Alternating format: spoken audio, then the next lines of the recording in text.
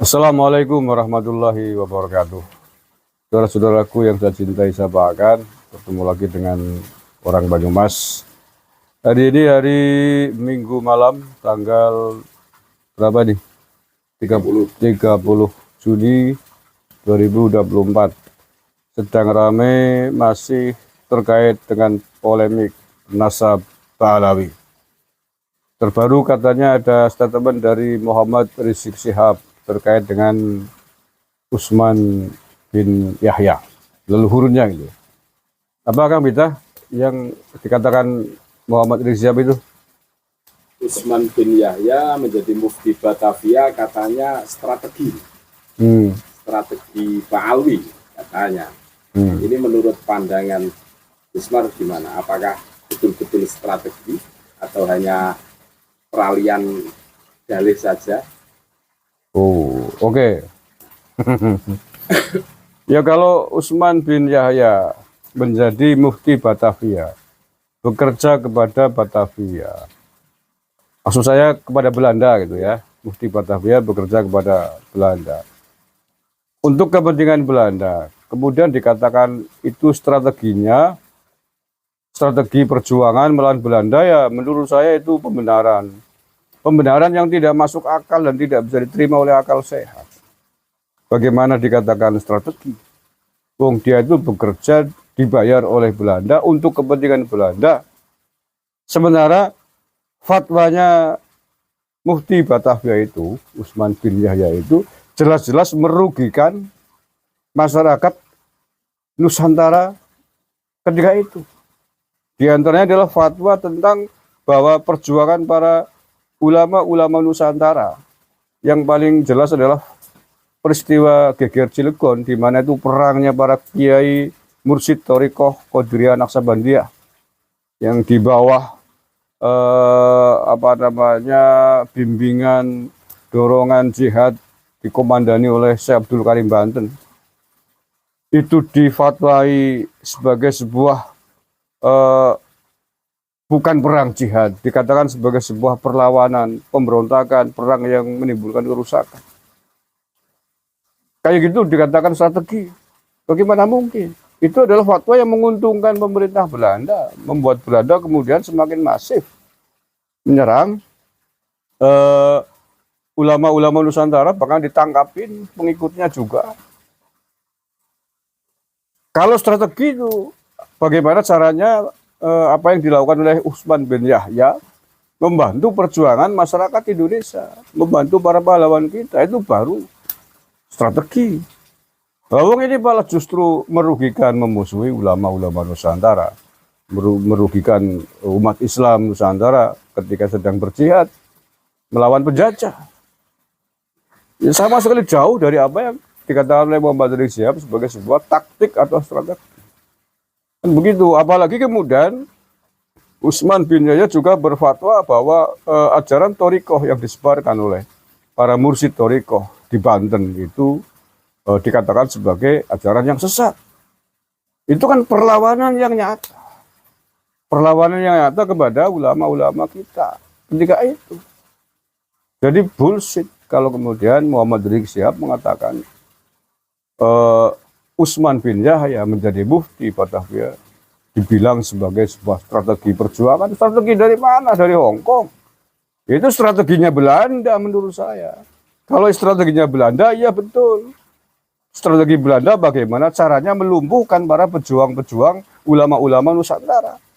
Strateginya Belanda bagaimana melemahkan umat Islam agar tidak patuh terhadap guru-guru mursyidnya. Kalau itu benar strategi penjajah, bukan strategi dalam konteks kepentingan bangsa dan negara. Jadi kalau Muhammad Rizik Syihab mengatakan begitu, itu strategi bagaimana untuk melawan Belanda, menyusup dari dalam, bekerja Belanda, itu omong kosong. Itu adalah pembenaran. Pembenaran terhadap leluhurnya biar tidak dikatakan sebagai bekerja sama dengan penjajah. Pembenaran agar tidak dikatakan sebagai pekerjanya Belanda, sekutunya penjajah. Tapi fatwa-fatwa yang dibuat oleh Utsman bin Yahya jelas. Persoalan bahwa dia orang alim, oke, itu lain persoalan. Senuk Gurgonya juga alim. Tapi bahwa kealimannya, ilmu agama yang dimiliki adalah dalam konteks kepentingan Belanda untuk memusuhi ulama-ulama di Nusantara. Sama kayak Utsman bin Yahya. Membuat fatwa, dibuat dalam kitab itu kan, Minhajul Istiqomah kalau nggak salah kitabnya. Itu, di situ berfatwa bahwa perjuangan ulama-ulama Nusantara, ulama-ulama Thariqah, Syekh Abdul Karim Banten, murid-muridnya kemudian meledak.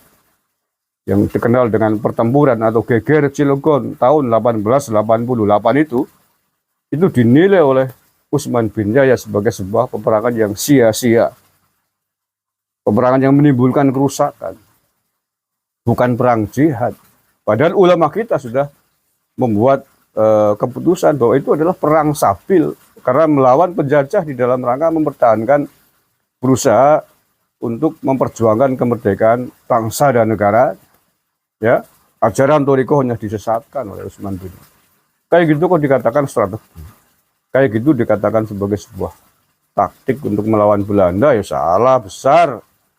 Salah 180 derajat. Kalau strateginya Belanda lah saya baru setuju. Karena itu fatwa-fatwa yang dibuat menguntungkan penjajahan Belanda. Kan begitu. Belum lagi ketika Utsman bin Yahya mengucapkan ulang tahun kepada Ratu Belanda. Itu kan membuat surat khusus.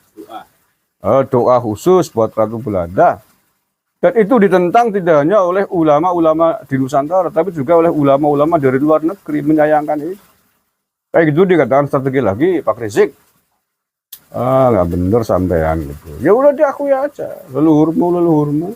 Sejarah kedatangan leluhur para Plan Balawin dari Yaman ini dulu adalah bareng-bareng dengan Belanda untuk kepentingan Belanda di sini. Itu diakui gentle aja. Jadi dari mana judulnya, bagaimana bisa judulnya orang-orang pendatang ke sini, pengungsi dari Yaman ke sini, kemudian di sini bekerja untuk kepentingan negara yang dijajah oleh sekutunya itu oleh Belanda, ya nggak masuk akal. Tetapi bahwa kalau mereka datang ke sini, yang mendatangkan Belanda, kemudian mereka bekerja untuk kepentingan Belanda yang sedang menjajah tanah air kita, itu baru masuk akal. Lah ya masa didatangkan dari Yaman ke sini, kemudian di sini kok melawan pada negara pihak yang membawanya ke sini, itu kan nggak masuk akal. Kalau itu yang terjadi sudah dibuang sama Belanda pasti, pulangkan lagi ke Yaman. Jadi saya tidak sepakat sama sekali kalau itu kemudian dikatakan sebagai sebuah strateginya Utsman bin Yahya di dalam perjuangan dari mana? Mereka di sini pendatang mencari makan, bekerja untuk Belanda. Itu fakta sejarah yang tidak bisa dibantah. Jadi saya kira itu jawabannya. Ada yang lain tentang apa yang disampaikan oleh Muhammad Rizik Syihab? Sudah cukup. Cukup. Oke, baik. Terima kasih, itu saja. Assalamualaikum warahmatullahi wabarakatuh.